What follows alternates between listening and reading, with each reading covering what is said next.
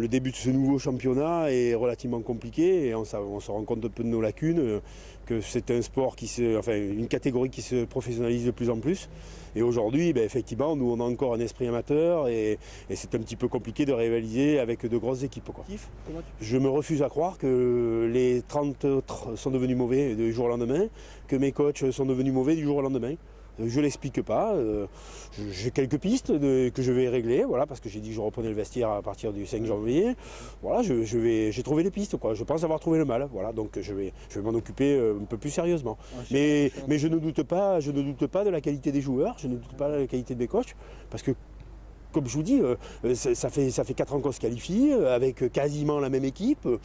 Je ne veux pas croire que du jour au lendemain, voilà, on est devenu très mauvais. Voilà, c'est pas possible. Voilà, c'est pas possible. Parce que là, je pense qu'on est devenu très mauvais. Voilà, donc il y a quelque chose qui se passe. Mais je vais l'éradiquer. Et j'assume complètement ce que j'ai déclaré ou dit. J'assume qu'aujourd'hui, ce sont des joueurs qui touchent quasiment tous le SMIC. Et à un moment, pour jouer, pour faire 17 heures par semaine.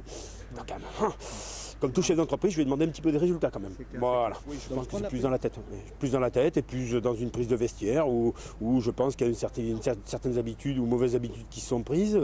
Voilà, à un moment, il faut retrouver notre état d'esprit sénois, voilà, qui n'est pas...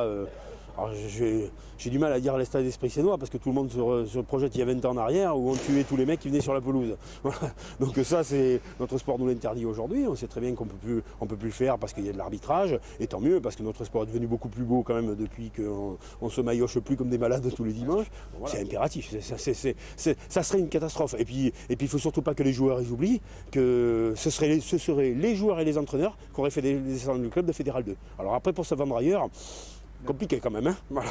Dans n'importe quel club, quand vous avez fait descendre un club, quand il faut aller chercher le contrat, le beau contrat ou le pas beau contrat, c'est compliqué quand même. Hein.